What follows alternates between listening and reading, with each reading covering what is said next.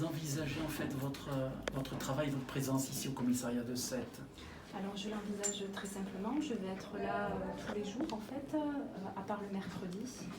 Ensuite on verra avec le commissaire Sabi si je dois aussi faire des permanences sur le commissariat de Frontignan.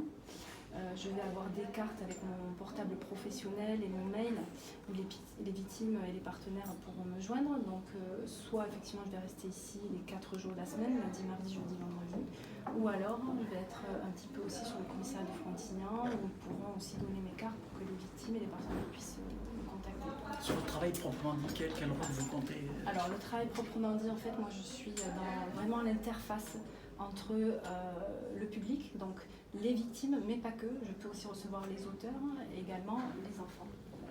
Donc accueillir les victimes, les accompagner, faire le lien avec les partenaires sociaux, en amont d'une plainte ou pas, c'est-à-dire soit le policier va détecter que cette personne elle aurait besoin d'un accompagnement social, soit pour ouvrir des droits, soit pour être accompagnée au niveau thérapeutique, soit une prise en charge des enfants. Et dans ces cas-là, elle me l'oriente et je fais le lien avec les partenaires. Soit cette personne a besoin de temps pour déposer plainte, elle ne sait pas encore si elle a envie, elle a peur des représailles, elle ne connaît pas les tenants, les aboutissants. Et dans ces cas-là, elle est orientée vers moi par le service de police et je l'accompagne dans le dépôt de plainte parce que j'ai eu la chance de participer à un montage de questionnaire en fait, d'accueil proprement pour les victimes de violences conjugales où du coup en fait on part de toutes les questions qui vont être posées lors d'une audition.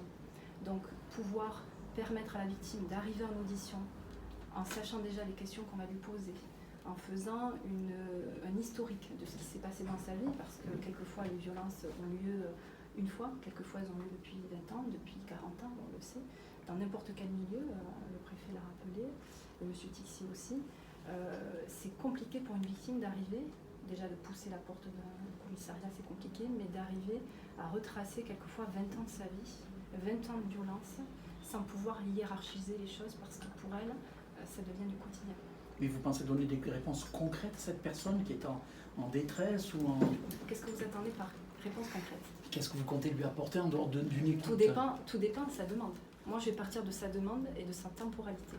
Quelquefois, les personnes n'ont pas de demande lors du premier entretien. C'est simplement l'écouter, voilà, en rappelant que je ne suis pas thérapeute et que je ne vais pas travailler sur son passé. D'accord ?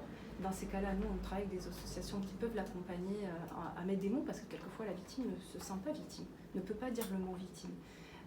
Et si elle a des demandes, dans ces cas-là, traiter la demande avec elle, dans son temps à elle. Par exemple, ici,